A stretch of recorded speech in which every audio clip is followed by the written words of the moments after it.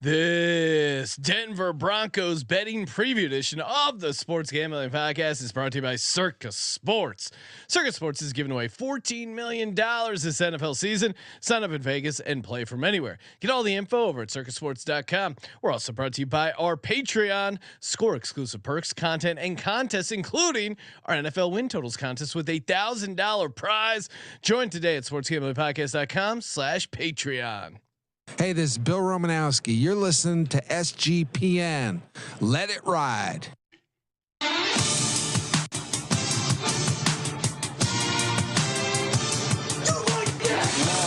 Cox. He's one of those guys who will get penetration.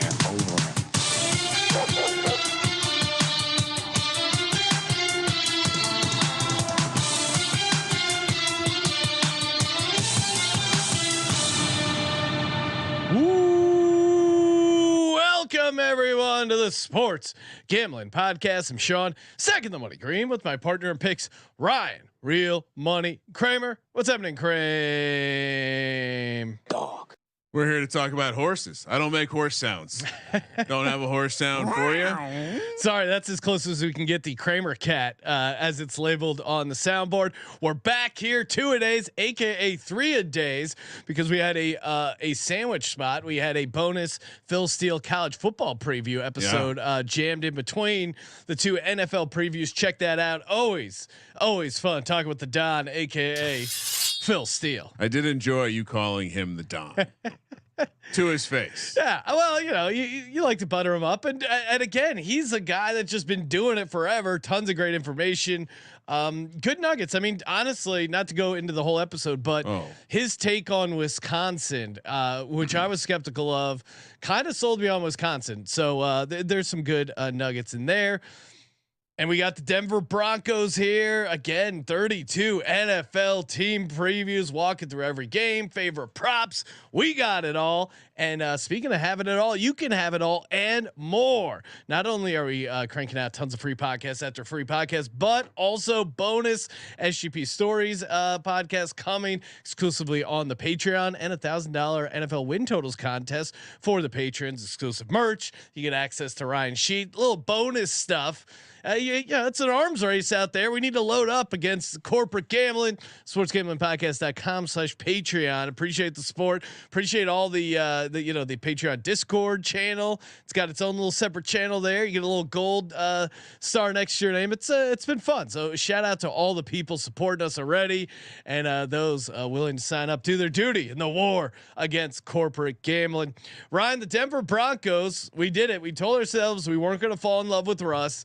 And damn it, if we didn't fall in love with Russ, we had him. Although we didn't go crazy, we did have him going 11-6. It's crazy to look back at that win total. Which their win total was 10. We had them going over barely. Of course, they only went 5-12, 7-10 ATS, 11-6, which is horrible. But in our defense, if the Broncos offense would have scored 20 points in each game, they would have been 11-6. So defense was pretty good. The defense was great, and I think that maybe what do they say when you out kick your coverage, leaned over your skis too far? I don't know. Well, and imagine if Prime Russ had a defensive year like that Broncos defense gave them. I mean, I think a couple of big takeaways. The defense had a kind of historically good year by a lot of metrics.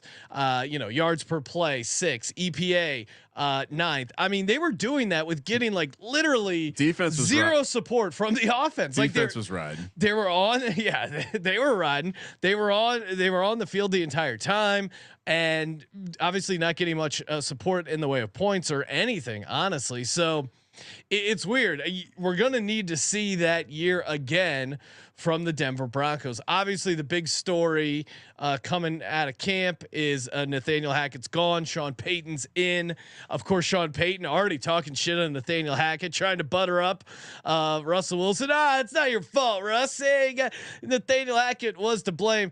And yeah, you probably, if you're a coach, you kind of you're not supposed to trash other coaches, but a fraternity, Sean. But I mean, Nathaniel Hackett was so bad at like in-game stuff. I mean, Denver was 4-9 in one-score games, 0-3 in overtime games. I feel like getting rid of Nathaniel Hackett and bringing in Sean Payton, that alone has got to be worth 2, maybe 3 wins. Am I crazy? All right. So maybe I've gone back and forth on this. I think, when you look back, you say, how could this possibly get worse? Yeah. But the defense also performed in a way where you kind of scratch your head and you say, well, wait a second. You're telling me the Denver Broncos only had more sacks than 8 football teams, and they were this like massively elite defense somehow? Again, defenses tend to regress. And the pendulum tends to swing widely on them. Yeah, and so when their secondary was so elite last year, it was able to cover up some of these other problems. Remember, they got rid of Bradley Chubb in the season. Didn't have the elite pass rush they maybe normally have. The coordinator, where'd he end up? Which one? The Denver coordinator. Oh, Fangio, Miami. No, he wasn't the coordinator last year. We're gonna have to look this one up. But my point, the continuation of the point is that the defense was good with this coordinator. Sean Payton's gone out and brought in Vance Joseph. But Vance Joseph, I don't remember this guy's name. Yeah, he was a sexy. He was a Ejiro Evero. And so I do wonder. I feel like we're gonna catch some shit for not having the pronunciation correct there. But that's how I feel like. I feel like as soon as we hear someone say it, we're gonna. Anyway, not important. He left. He's not there. He's not part of the new staff. Sean Payton brought in his own guy. His guy is Vance Joseph, and so you have a defense that's already set up to say like, well, would not be surprising if they took a step back. And so I think when you look at some of these fun trends, like it's like the offense really fucked up a great year from the defense. Yeah, and the likelihood of that defense doing that again is probably pretty low. And frankly, I think, have we ever? We always have this chicken egg where it's like, is it the DBs or is it the pass rush? Yeah. Well, the Eagles had 2 times as many sacks last year. Yes, as the Broncos. But Broncos, is it the DBs or is it the pass rush? It's weird because the Broncos, again, interesting team where. They lost so many of those 1-score games. So many of those, they lost 5 games by 0 to 3 points. Like that is tough to happen again. So even if they get a little bit more of the luck, and field goal luck was horrible for them. Opponents were 39 out of 41 for field goals against them. High altitude, baby. They had the worst injury luck in the NFL last year, and unfortunately, kind of starting off with it again. Tim Patrick out for the season. KJ Hamler dealing with an issue. It sounds like they might get him back again. Those guys probably aren't moving the needle or the win total, but obviously not off to a great start. They do have Patrick Surtain, who played played at an elite level. He was only targeted 12% of the time. My thought is, I think the defense could be a little bit worse, but if the offense just scores a few points, a few touchdowns, a few longer drives, it makes their job that much easier, right? Yes. Yeah. I mean, it just they're a very interesting team too, also because the idea that Sean Payton is going to come in here and like poof, everything's fixed. The other thing I would point out, looking back at last year, yes, the coaching staff appears to have made every mistake you can make, every wrong decision, whatever. And yet still, how much is on Russ? Yeah, well, the one nugget that jumped out at me of like, hey, maybe this is a Russ situation. Russell Wilson posted a career low 73 grade from a clean pocket, 30th in the NFL. So even when he did have time, he still kind of. I heard our buddy Adam Chernoff theorize that maybe Russ was only good when Pete Carroll was carefully guarding him with a Brian Schottenheimer offense.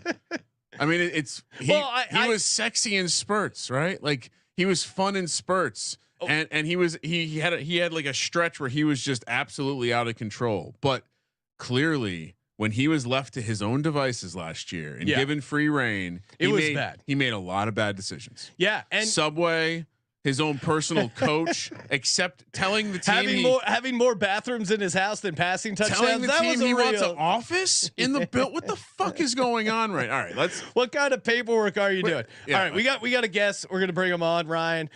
Before we get on to bring on our special guest, of course, we're brought to you by Circa Sports. That's right, Circa Millions and the Circa Survivor back. $14 million guaranteed up for grabs. Imagine just tossing and turning at night if you go on an NFL heater this season and you're not in the Circa Millions contest.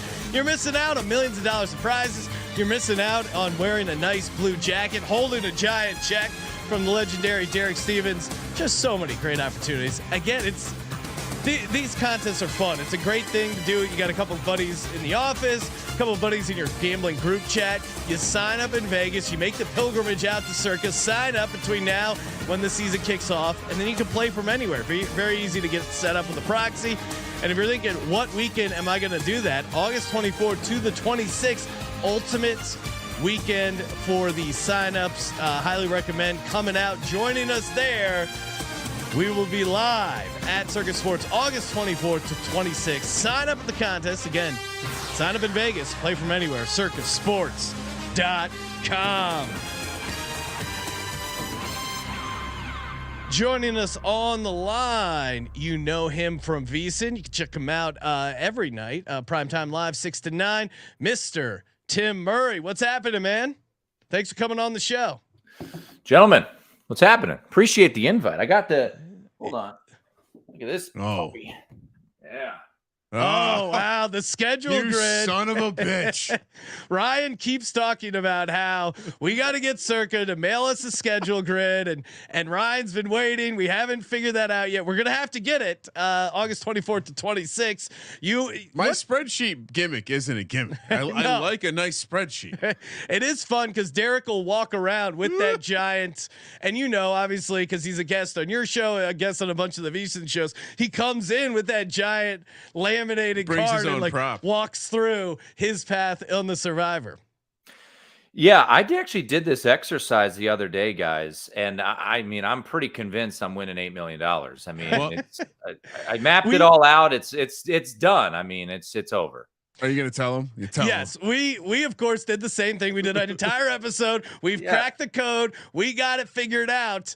And then Cade York hits a rookie field goal kicker hits a 58-yarder for the Browns to win in Carolina. We were all in on the Baker Mayfield revenge game. Completely, we got wiped out day one of the Circa Survivor. So not great. But again, that's what's fun about it is the sweat. Obviously not getting out week one. But how did you play the Survivor last year, Tim? I got knocked out week 5. I had the Jaguars. They were laying 7 against the Texans at home, and they lost.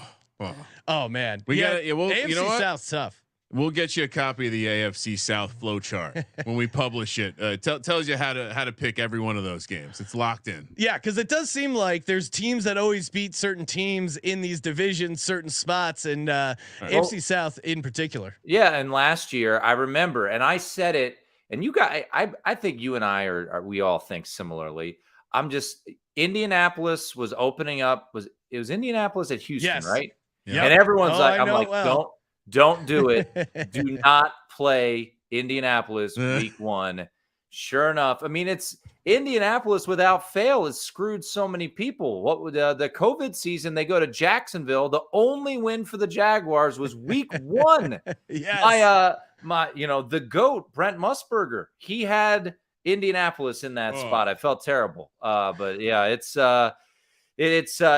sounds like such an easy concept. Oh, no point spread. We'll win it all. And it's actually fun. So Derek, of course, Derek Stevens, owner and CEO of Circa, you mentioned, comes on my show and me and Sean King. And since he is, the owner of the property, cannot be in Circa Survivor. So we actually do VSIN Primetime Survivor, where Derek can be a part of it. And I think he got knocked out in like week 3 last year. Okay. It's the unofficial official if Derek was in the Survivor pool picks. This is what he would be doing. Yep. Yeah, no, Survivor was crazy. And of course the ending of last year's Survivor with the Texans. The Texans essentially should be losing that game to get the #1 pick, and then they throw up that pass at the end and win. Oh man, what a crazy swing! But that's why you got to get in the contest. The contests are so fun. Tim, I know you're as far as your personal fandom, you're a Commanders guy, but I thought it would be fun to bring you on for the Broncos because they're kind of a tough team to figure out. Obviously, we were talking earlier, Russell Wilson, how much of it was Russ last year? How much of it was Nathaniel Hackett? What's your make on the 2022 Broncos? Yeah. I mean, obviously you guys were hitting on it. I mean, you lose Tim Patrick, and I don't know if it was Sean or Ryan, which one of you said it, but you said, look, it's not going to move the needle. True. But I mean, this is a guy that I think they were hoping to kind of be one of those X factor type of guys. I saw an interview today. Javonte Williams is chomping at the bit to be back, but look, it all starts with the quarterback, man. And you give up the capital that they gave up to get Russell Wilson. He was a disaster last year. And, it's really interesting. If you look at Mike Sando's article, the tiers that came out the other day, I mean, Russell Wilson, in the eyes of people inside the league, head coaches, coordinators, front office people, guys, he is the 16th best quarterback in the NFL right now, according to these tiers. So it's telling you something that, they don't necessarily think it's a fluke.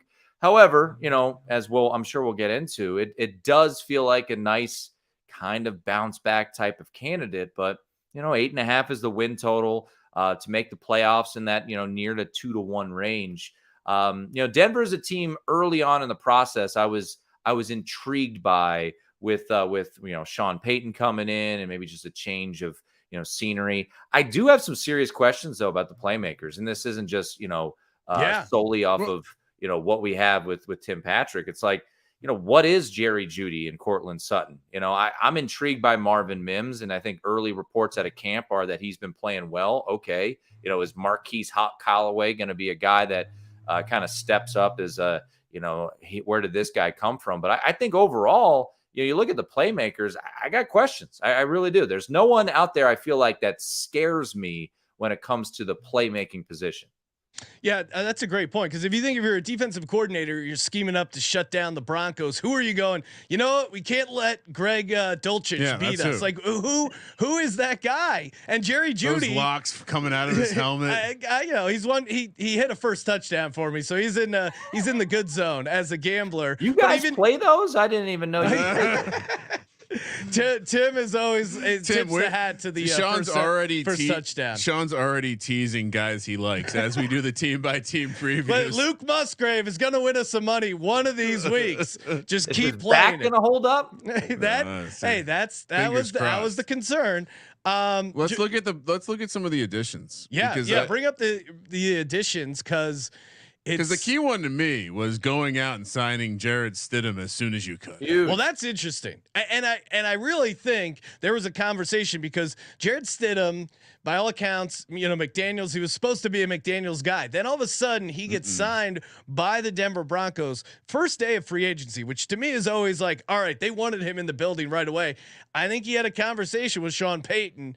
I don't think Sean Payton said, "Hey, I'm not totally in on Russ Wilson," but I think maybe there was some implied, hey, he's on a short leash here. Where Jared, you might have a chance to play if things go bad for Russ. I wouldn't be surprised if we see Jared Stidham. So, well, and I mean, you look at, they spent a lot of money on the offensive line. They bring in McGlinchey from the 49ers, so that's clearly something that they're trying to grab and get a little bit more of more of that beef up front. And I look at the backfield, right, with Samaje Perine and Javonte Williams. I think this is going to be a team that really, even though what Williams tore everything in his knee in week 4, I imagine this is going to be an offense, guys. I don't know what you think. I think they're going to rely heavily on this run game with Perine and Williams. And that was what Sean Payton's offense at its core was. Right. And to me, like the story is more about like how quickly is Sean Payton being tasked to break down this or to rebuild this team, because that's the other side. Is like, is it this year? Because I crushed the Panthers for Frank Reich bringing the guys together, the old guy, bringing the old crew back together, and that's all Sean Payton did here. How bad is everyone crushing Joe Lombardi? Yeah. How bad is everyone last year? Horrible. Huge upgrade for them to be getting Kellen Moore coming in. Yeah.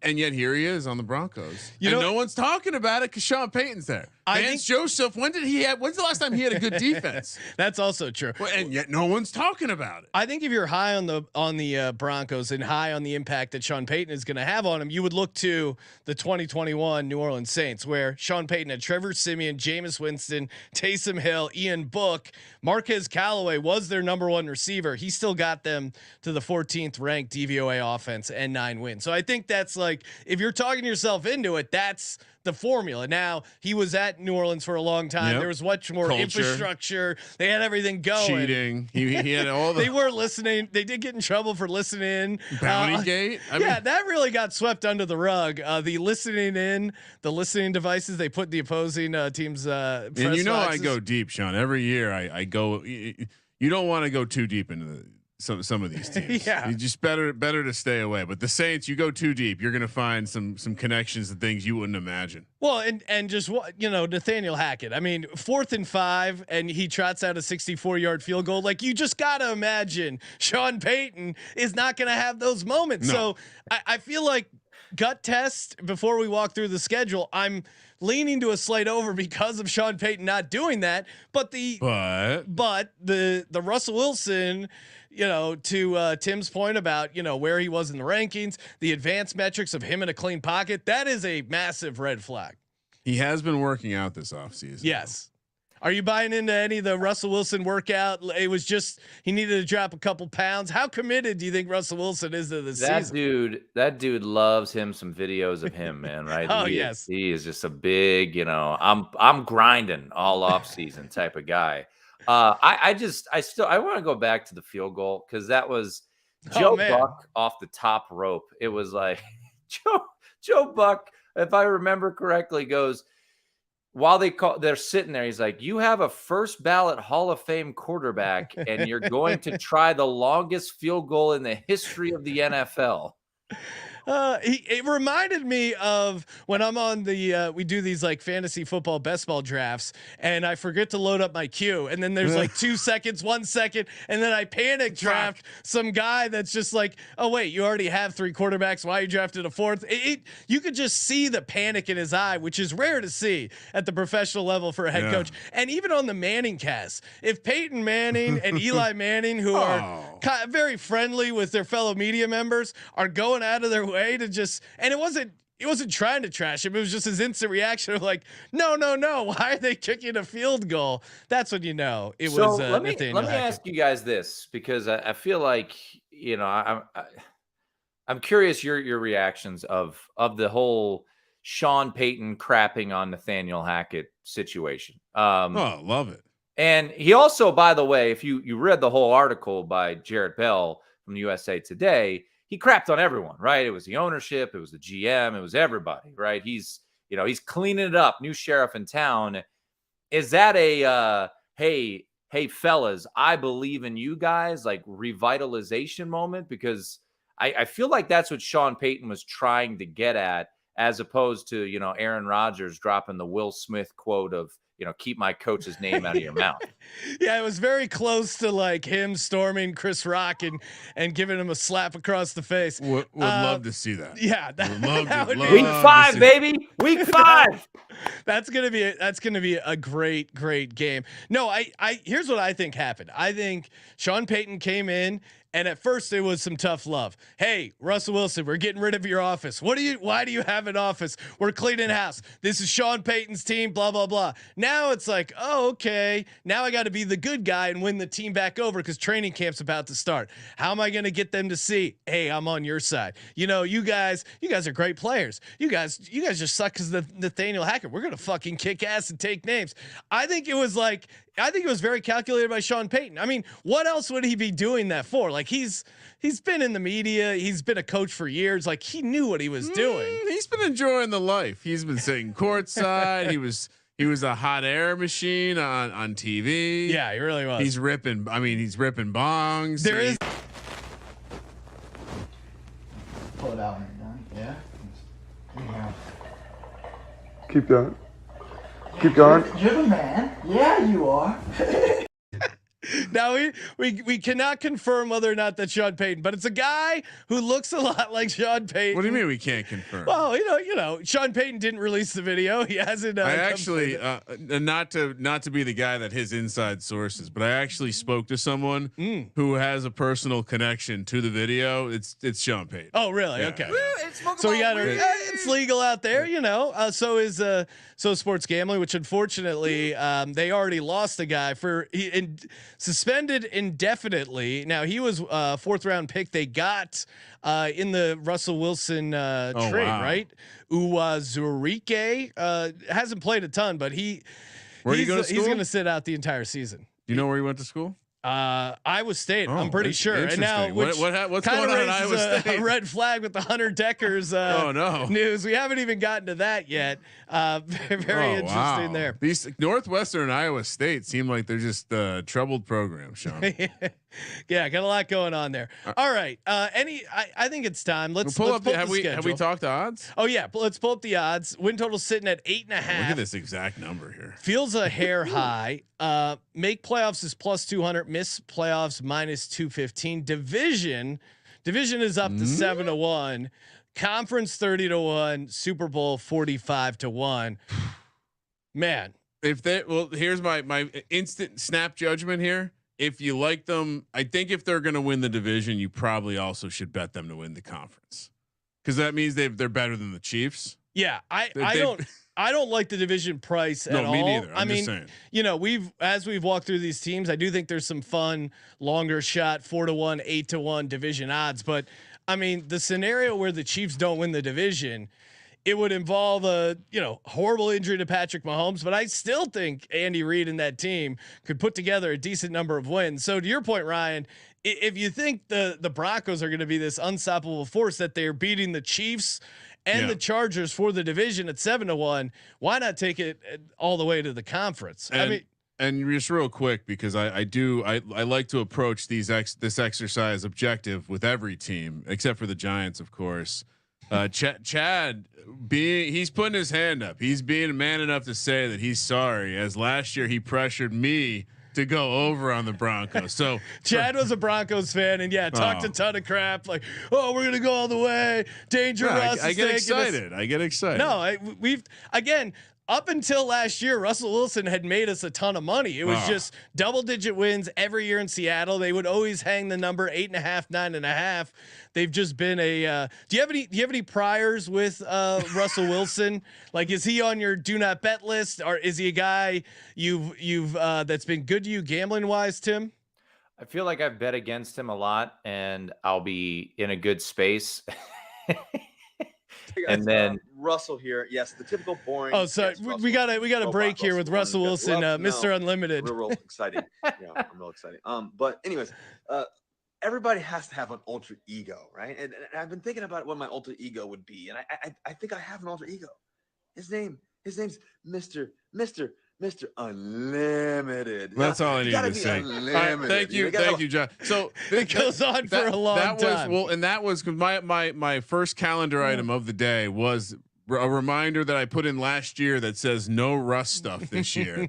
So I'm being reminded on all levels that this guy has lost his mind. Well, Tim, before Russell Wilson he interrupted me. Well, that's what he did. I would bet against them, and I would be sitting in a good position when he was in Seattle, and then he would have the ball, and he would inevitably drive the field and break my heart. So I feel like I've lost a lot of bets against them.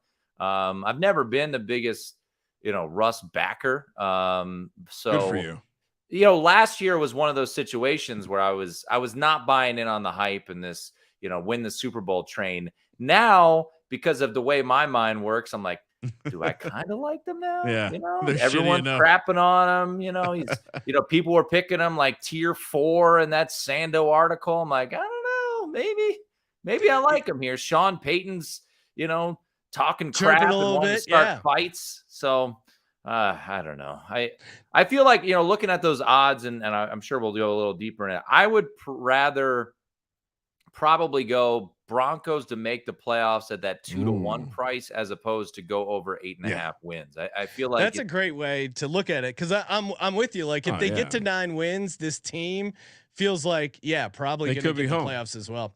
All right, let's do it. Let's pull up the schedule, walk through it here. Worth noting before we get into the schedule, they did spend the most in free agency, Sean, and every year, what happens? The team that spends the most, I think every year they've increased their wins by a minimum of 3. So last year, Jags. team that spent the most was the Jags. Obviously, went from 3-14, shot up. I mean, some of that was a lot of parallels, right? Because how often do coaches get fired in their first year? Urban Meyer, Nathaniel Hackett, both fired in their first year. I guess the difference is Trevor Lawrence making a mini jump up. No, Russ and Trevor Lawrence, they're both good looking, both sexy as hell. All right, let's walk through this schedule, figure out where we're going.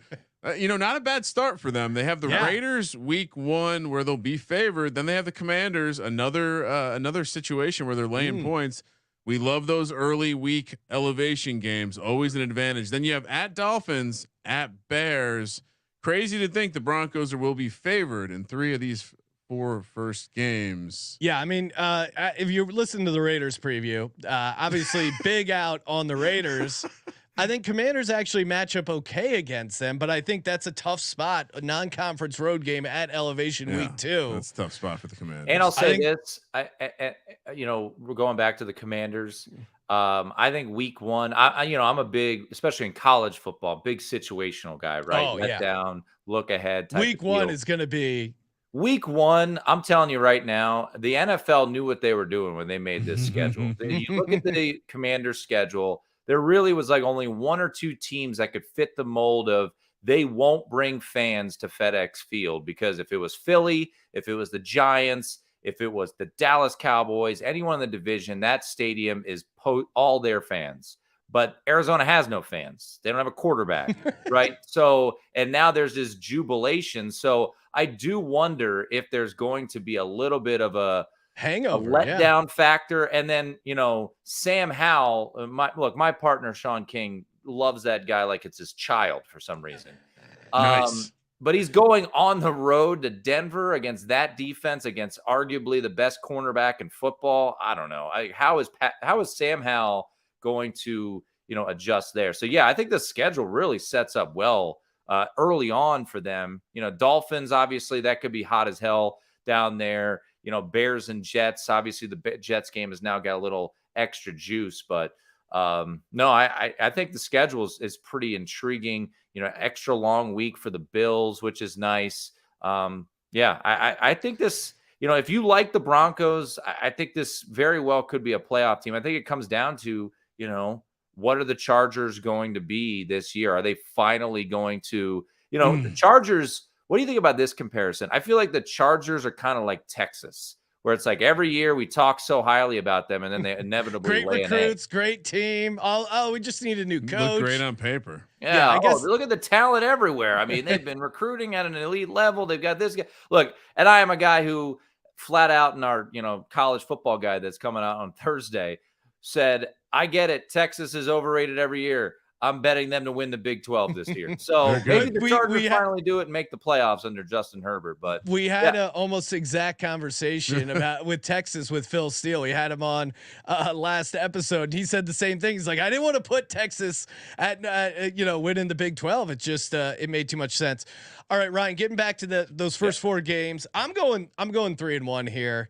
Trying to not get buying too much, but I like those first 2 home games. They're great at home early.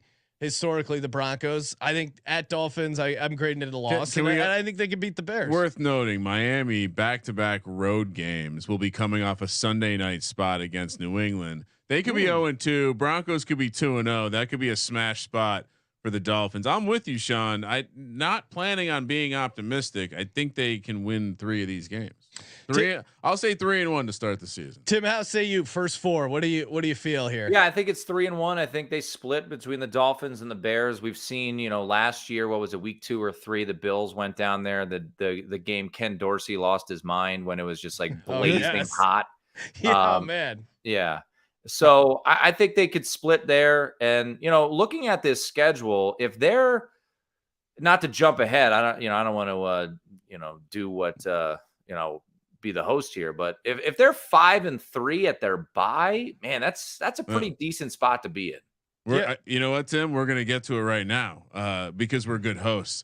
Now, this stretch gets tough. Yeah, you got Aaron Rodgers and the Jets at home. Oh, chirp fest. Well, at this point, I think Sean Payton might have said too much, and our hero Aaron Rodgers could be extra motivated. Maybe some psychedelics. Hey, did you not hear he took a pay cut? I didn't know. You heard that. Yeah, what a good guy. I'm surprised that he let that out. He doesn't seem like a guy who likes attention. And I'm really guys, keep this on the low. Yeah. Then it's at Chiefs on Thursday Night Football. Very difficult spot. There, Road Thursday night, and again, the fact that the Jets game is before the Chiefs Thursday night thing, like that's just going to be brutal spot for them. And then you have Packers at home and then Chiefs at home. We discussed this on the Packers preview. It's a rare early season sandwich spot with a single team. I don't know if this is what you want to see if you're Denver in terms of getting the Chiefs twice at this phase in the season.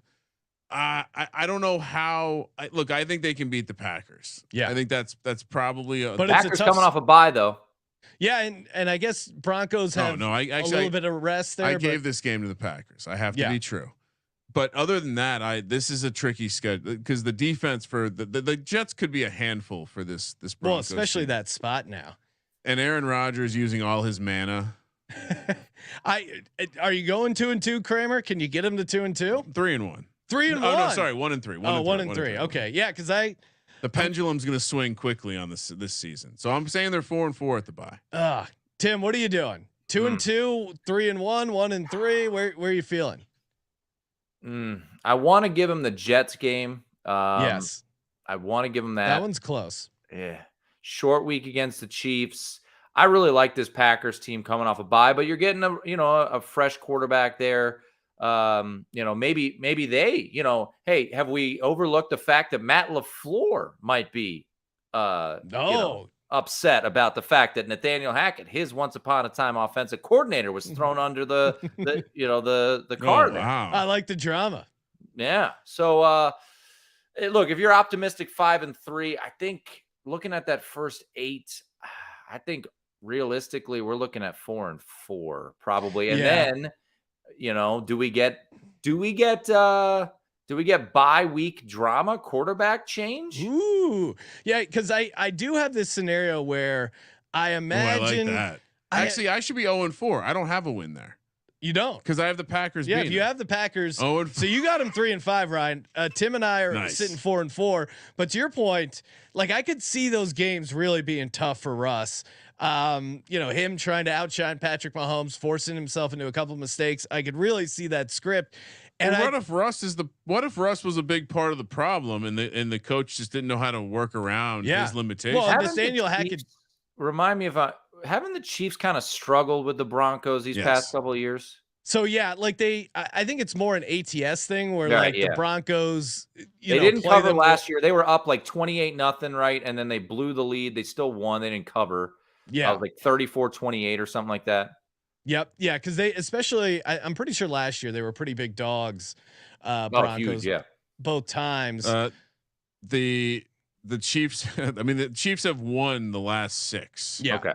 So they win, but maybe take the Broncos in the because there was a week. It was the regular season finale 2 years ago. Because I remember we were talking about Circus Survivor. I remember some people had the Chiefs and they were nip and tuck with the Broncos at the end of that season, but they did win that game. So yeah, I think the Chiefs have struggled to cover, but yeah, as Ryan, you mentioned, they're 6 straight I actually wins. take that back. The Broncos have not beat the Chiefs since 2015. Wow.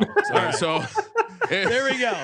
And Vance Joseph So by struggle, I mean they can't beat the Chiefs. There were some close games. I know what you mean, and maybe it's just because our heads are just such in the gambling world where you're like, oh yeah, that was a win, and that one was a win, but really it's just straight up losses. It includes Patrick Mahomes' first ever start in 2017. Oh, so I Mahomes, remember that one. Mahomes has never lost to the Broncos. Wow. How do I have not have that written down? And Vance Joseph was the head coach in 2017 and 2018 for the Broncos, so has some experience getting his ass beat by Andy Reid. So 4-4 sounds right, and to 3-5 sounds right. Yeah, to Tim's point, I just feel like we're gonna get a Jared Stidham start at some point in this season. If we get Sean Payton starting off 3-1 and then losing 4 in a row, that just feels like perfect because everyone's gonna go.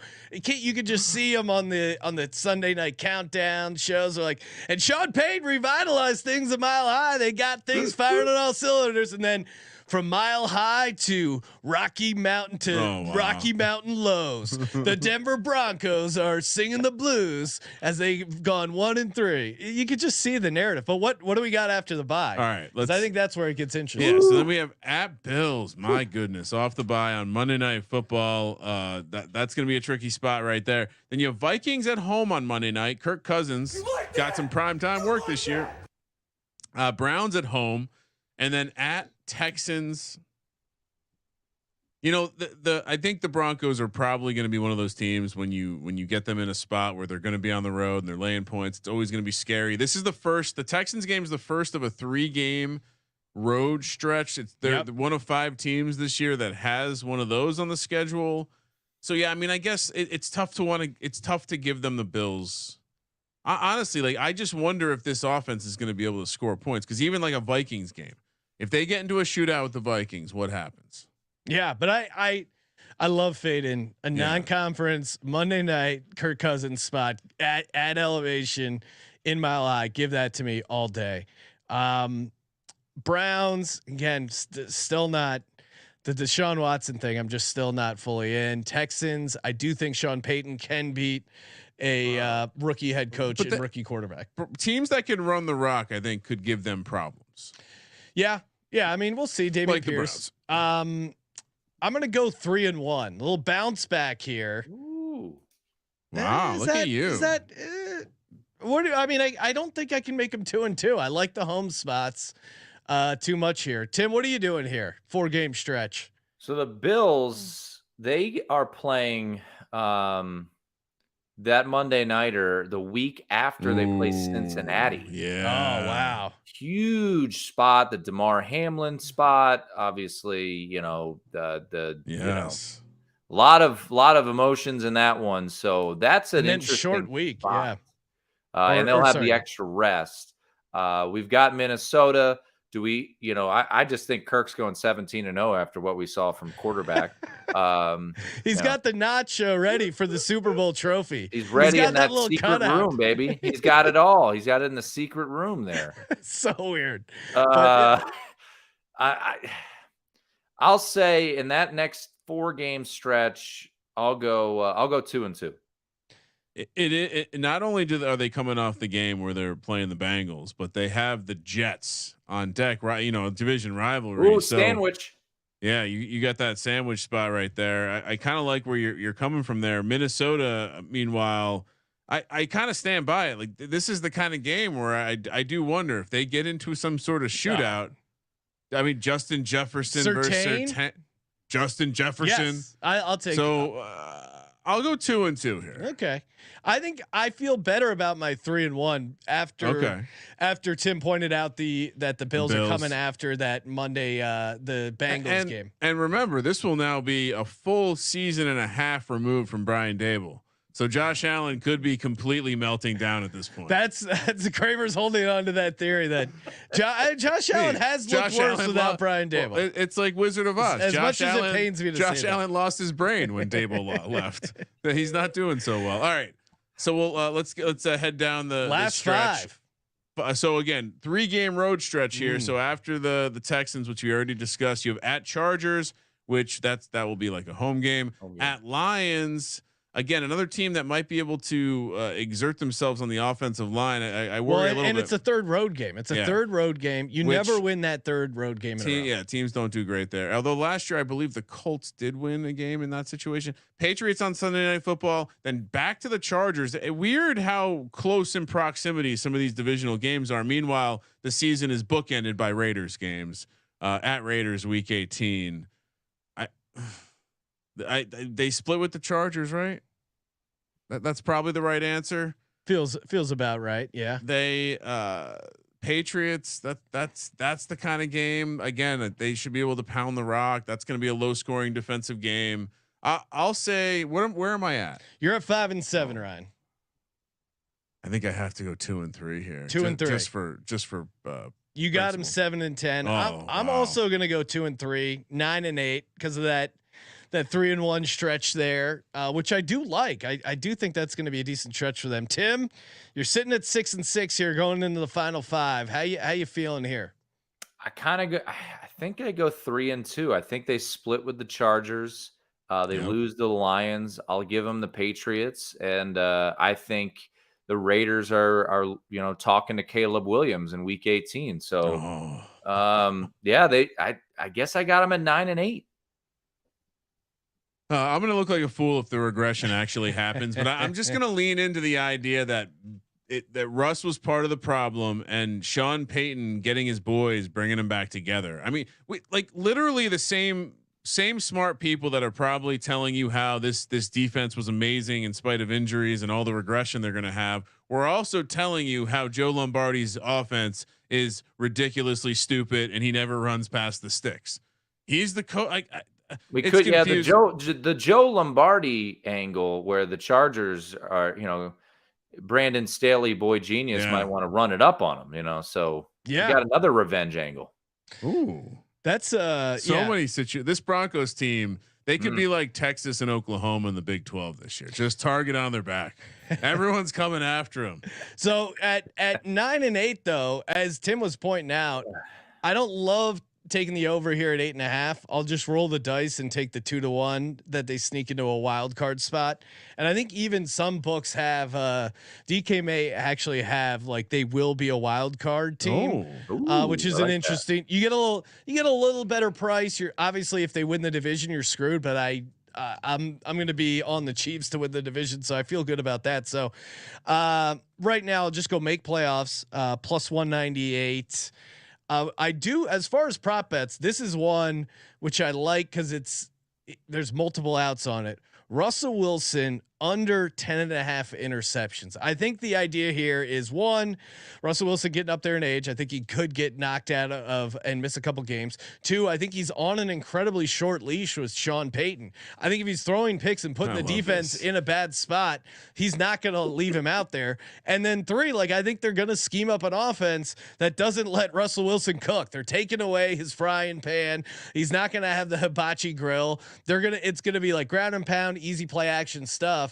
So I don't think Sean Payton lets him get to 11 interceptions by hook or by crook. So I like Russell Wilson under 10.5 interceptions. Kramer, how say you? Are you going to take the under on Russell Wilson? No. I don't know what I think I don't know why we just assume that Jared Stidham is going to be any good. I know the way Sean Payton has operated and he's done this with quarterbacks, right? Like, I can trust you. You're not going to make. I could see Russ getting the same treatment that Jameis Winston got, which is I need to trust you first before you get to play all the time. Are you going to be a good boy? Well, that's what I'm saying. I think he's going to be on a short leash. He's not going to let him. He's not going to let him throw a ton of picks. I just think he won't. Yeah, maybe. I don't know. But if they put in Stidham, then you're going to cash because he's probably going to miss a bunch of games. I do think Sean Payton's going to want to throw the ball. I do think it's going to be a lot of short stuff. Again, back to the Lombardi point. So to your point, maybe there won't be a lot of risky stuff. Maybe they'll be maybe Jerry Jeudy won't continue to have hands like stone and cause a couple tipped interceptions like he does every year. And he's been a super frustrating guy to play in fantasy or player props because you never know what you're going to get. First touchdown? First touchdown? Yeah. I'm not. big name receivers, number one receivers, Tim. I got to get double digits to get the juices flowing for the first touchdown. You need some Kendall Hinton in your life. Oh yeah. wow. I mean, Marvin Mims, the only thing that I don't like about it is now that with the injuries, people are talking him up a little bit, but he's an interesting guy to look at first touchdown. Cause I wouldn't be surprised they do some gadgety type stuff to get him going. But Kramer, what do you got for the picks here? I certainly think that. So would you rather play that would you bet the Broncos to give up the fewest amount of points? Yeah, I did like that in the, you know what, I'm going to add that because I gave that out when we did the futures. I think they're 20-1 to give out the fewest points. And I think that defense, like if it just gets a little bit of help from the offense, I think them to have the fewest points is an interesting play. Fewest points conceded, considering how good they were last year, 20-1. Yes. Yes, you're in on that. I certainly think I'm obviously not that high on them, only 7 wins, but that's the way. If I'm going to be wrong about the win total, that's the way I'm going to be wrong. So I wouldn't mind taking a stab on a 20-1. I understand why it's a long shot, but if this defense does hit and Vance Joseph proves me wrong, because he's obviously a listener to the program. No, this is bulletin board material. Tim, what do you like here? I know you said you kind of threw out make playoffs as a value because of the price difference, and I guess the idea that if they go 9-8, maybe sneak in there in the 7th seed. What else do you like here? Yeah, I think that's kind of an interesting angle when you look at making the playoffs at 2-1. Even though the more I think about it, I'm like, do I really want to back this team to make the make the playoffs? I think you guys had the look ahead line. Oh, okay. I like that. Which ones? The Raiders, man. The Raiders aren't playing for anything in Week 18. I'm just it ain't happening. Give me the Broncos Week 18 right now. I mean, this is give me Week 18 Broncos. You're pulling out a Week 18 look ahead line play. This is how you know Tim is a professional. I love it. I totally agree. I've been inspired. Give me the Dolphins Week 3. I'm predicting the Dolphins are 0-2. We're going to talk about them because the Dolphins will be 0-2 and the Broncos will be 2-0. So you guys are just picking your spots with this Broncos team, which might be the best way to play them, honestly. We had so name drop here. We always talk to Doug Ellen, who created Entourage on our show. Oh yeah. Him and Sean went to college, or not together, but they both went to Tulane. So we had an visit, Kevin Conley, and he's a huge Dolphins fan, and he talked about these September games for Miami and just how brutally hot it is, and they always put the road team in their home uniforms. I'm like, oh yeah, Denver. Is that a 1:00 Eastern game? It's got to be a 1:00 Eastern game, right? It is a 1:00. Yes. Yeah. Can we put up the odds again for the look ahead? Sean wants to get I can get. Sean's jealous. He wants a spot here. So wait, Ryan, you're taking Dolphins Miami plus 3.5. No way. No, Dolphins will be laying 3.5. Okay, so actually the price might get better. So wait, you're taking the Dolphins or the? Yeah, that's my recommendation. Okay. Wait until the week of and then bet the Dolphins. Okay. Because it will only be -3. Okay. But Tim likes Broncos Week 18. Oh wow. I mean, this is a great price. Plus 1.5. The Raiders are going to be they're going to have Aiden O'Connell out there, and it's going to be all Bronco fans. They're going to want to lose to get Caleb Williams. Give me the Broncos. Yeah, I'm with you, Kramer. We're going to be on. Well, yeah, I love the Week 18 play, but we're going to be on the Dolphins because that's a game. That's a thermometer game where they have the sideline reporter next to a giant thermometer. Joe, I'm here in the sideline. It's 105, but it feels like 120. I mean, that was. Calling back to that Bills game where they were like cramping up on the sidelines, they had never seen anything like it. Oh, but by the way, yeah, Ryan is totally right, because let's not play that game, because that's the classic 2-0 Broncos leading Sunday NFL countdown. Yep. And then you're gonna hear someone out there be like, I can't believe the odds makers have the Dolphins as the favorite. They are wrong. You're like, okay, now I know the Dolphins are the right side. Yes. Yes, perfect time to hop All on right. him. I'll give you another. I got more. So I think I threw one of these out earlier, but the points, the season total points for the Broncos. Okay. We think they're gonna maybe be run heavy with Peyton. Okay. We think the defense is, even if they regress, they'll still be a good unit. Yep. And if anything, their weakness will be letting teams run the ball, aka clocks moving. Their point total is 381.5. Ooh. That would mean that they would have to score over 22.44 points a game. So 22.5 points a game. Last year they scored under 17 points per game. So while Sean Payton might mean a lot, is he going to mean over 5.5 points a game? That's an increase. Increase. I'll take that way. So maybe a fun way to fade the Broncos here. Denver under 381 season points, right? 381.5. Yep. -110 to the under. All right. Well, you're getting some, you got to worry about that hook there. That's where they'll get you on the season. Yeah. Give me that half point, bitch. I don't want to push. All right. Now time for everyone's favorite MLD, most likely DGen, someone that we predict. Although again, the Broncos already had a guy suspended for the entire year for gambling on Broncos games. It's come out that he was gambling on the games itself.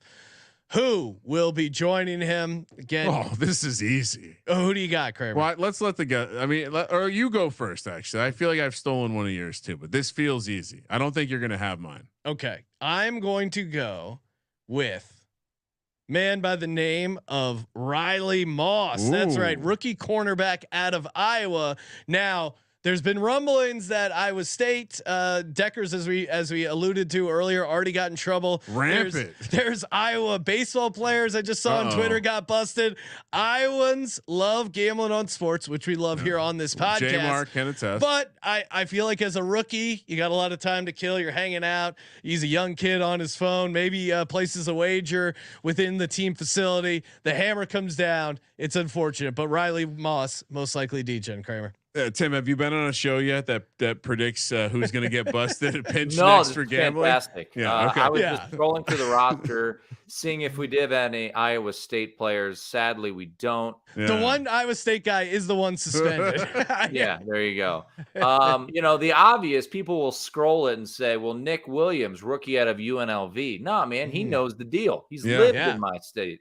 I got to go with my D3 brother, Quinn Meinertz, the guard, starting guard from Wisconsin Whitewater. I think he's going to want to throw down on some Badger football or something like that. Even though I think you're allowed to do that, but he might do it from the facility. He'll go That's how these guys get busted.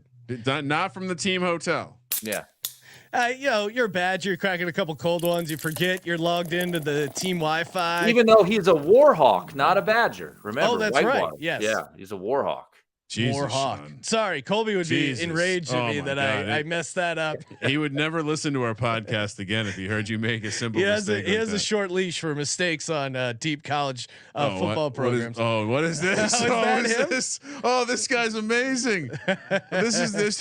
Oh, I agree. He's going out of his way to show. He was the hot stomach. yoga guy. Yes. Oh, fabulous callback. Great work. Unintentional callback. Great work, producer Josh. Right. There's just a number of. Also, Josie Jewell is an Iowa guy, so maybe. I don't know. all right. These Iowa guys, they love to get down. So, I mean, Kramer, what do you got? Well, Sean, this one was looking you right in the eye, because when Danuch is on an football field, I forgot. Everybody eats when Danuch is out there. Preseason football, we get to bet against Danucci throwing If the gods bless us with a Danucci interception prop in the preseason, God help us all. So I guess I forgot he was on the He's team. literally like a version of Billy Madison, whose like family just happens to get him into the NFL with privilege. And he played well enough for our guy June Jones in Seattle. He's back in the NFL because Sean Payton likes what does Sean Payton like about a good third string quarterback? Crafty, gadget guy, can go pick stuff up, can load a bong. Danucci, yeah, man, he was we would joke to saying everybody eats because he would get touchdowns. He would also throw a bunch of interceptions, pick sixes, and a number of his games came down to exactly right on the spread where his team wouldn't cover. So Ben DiNucci, we're keeping an eye on you. So to recap, and he might not make the team. So that's another reason why you might be getting involved in the sports betting there in Colorado. Kramer has the Broncos going 7-10. Tim and I have 9-8. Tim likes that week 18. Denver laying 1.5. I also like the make playoffs plus 198, fewest points allowed 20-1. Russell Wilson under 10.5 interceptions. Kramer on the fewest points. And just to be clear, I'm on the under 381.5 points, and of course Denver under 7.5 wins, or no 8.5. Yeah, you got it. You're under by good a whole game and a half. I got to be honest. Like the more days we get removed from the Giants preview, I'm wondering how these teams have how are the Giants getting disrespected in the win total? I mean, come on, some of these teams. Every team that we've recorded, because we're doing it in order, Tim. Kramer just gets more and more mad. Oh wait, what? They're 60-1. The Bears. That's like the Giants odds. They're just spitting in our face here. That is spitting in our face. Tim, appreciate you so much for coming on the show. Give Tim a follow on Twitter at #1 Tim Murray. Check him out. Him and Sean King on VSIN Live primetime 6 to 9 p.m. East, and his VSIN college football betting podcast. Your college football betting guide dropping Thursday. Anything else, Tim? I think that's it. Yeah, we got the full NFL guide already out. So go over and grab it all, baby. Just scoop it all up. Let's go. All right. Thank you for participating. Football's so close. It's so close. It's still like 35 days away. What do you mean? We got the Hall of Fame game. The Hall of Fame hours game is away. Here. For the Sports Gaming Podcast, I'm Sean, second the money green, and he is Ryan. Let's ride. Kramer. Let it ride. That's not what he wanted to cook.